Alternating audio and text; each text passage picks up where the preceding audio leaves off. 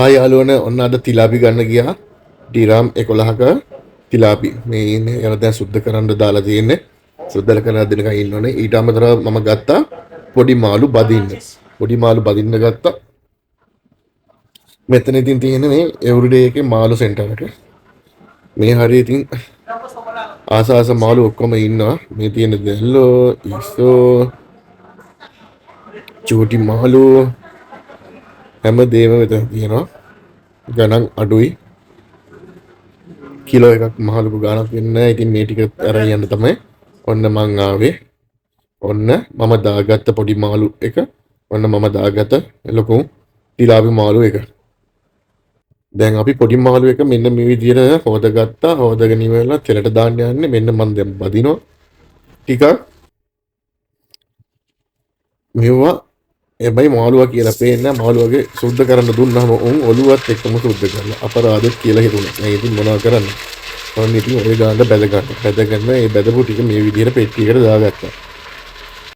ඊට පස්සේ අපි ලොකු මාළුව හොදගත්තා. ඊට පස්සේ ඒකට දාන්න ඕන අඩුම කුඩුම ඔක්කොම ටික මම ලෑස්ති කරගත්තා.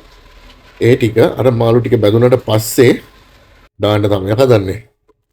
ඕන ඉතින් චූටි මාළු වල අවසාන බැදීම තමයි මේ යන්නේ. ඒක බැදලා ඉවරුනට පස්සේ තිලාපි මාළුව හදන්න ගන්න ඕනේ. අද ඉතින් මාළු වලින් තමයි දවස ගෙවන්න හදන්නේ.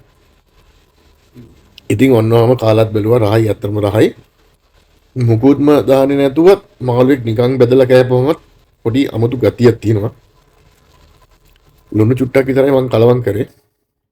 ඔන්න බැදලා ඉවරයි. මෙන්න මේක තමයි අපේ බයිට් එක අද දවසේ. ඉතින් මම මේ ටික හදලා ඉවරලා දැන් ඉතින් හදන්න යන්නේ තිලාපි මාළු. ඔන්න ඉතින් අපේ කුස්සියෙන් එළියට පේන විදිහට. ඔන්න ඉතින් සීරම ටික තෙල් තාච්චියකට දාගත්තා. ඇයි මේ ටික එකපාරම දැම්මේ?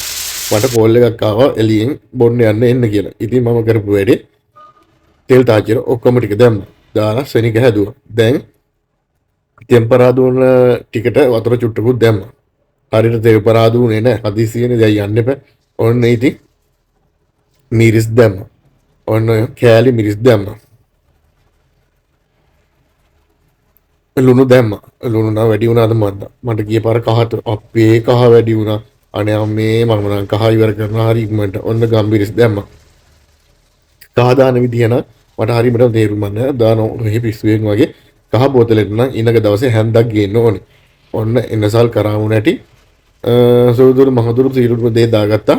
අන්න දැන් ඒ දාගෙන ඉවරලා අපි මේක මෙන්න මේ විදිහට හදාගත්තා. මෙන්න මේ විදිහට හදාගන්න කරියකට අපි කරන්න යන්නේ මොකද්ද? ඔන්න හොඳට දුම් දාලා සාමාන්‍යයෙන් බංගලි කරියක් වගේ මේ කරිය හොඳට හැදිලා තියෙනවා. දැන් මේකට තමයි මම දාන්න හදන්නේ තිලාපි ටික. තිලාපි ටික මුලින් දැම්මොත් එහෙම කෑලි කැඩෙන හින්දා මේ විදිහට කරිය හදාගෙන දාපුවම මේ කෑලි කැඩෙන්නේ නැතුව මාළු ටික පරිසම් කරගන්න පුළුවන්. ඔන්න තිලාපි ටික දැම්මා. දැන් මේ තියෙන්නේ ඒක. ඔය ඔන්න ඔය විදිහට තමයි මේක ෆයිනල් අවසාන ලුක් එක. නෙමෙයි මට අවසාන වීඩියෝ එක ගන්න බැරුණා. මොකද මට තියෙන හදිසියත් එක බොන්න කතා කරනවා කියපම දුවනවනේ හැමතැනම. ඔන්න ඕකයි ඕනේ. හරි. මෙන්න මේ විදිහට ඔයාලත් මේ විදිහට රසම කෑමක් හදාගන්න. ඕකේ ඉතින් මට අද දවසේ කන්න හැම වෙන්නේ හෙට උදේ ඇවිල්ලා රත් කරගෙන තමයි කන්න වෙන්නේ. හරි ජාලුවනේ ජය වේවා සතුටින් ඉන්න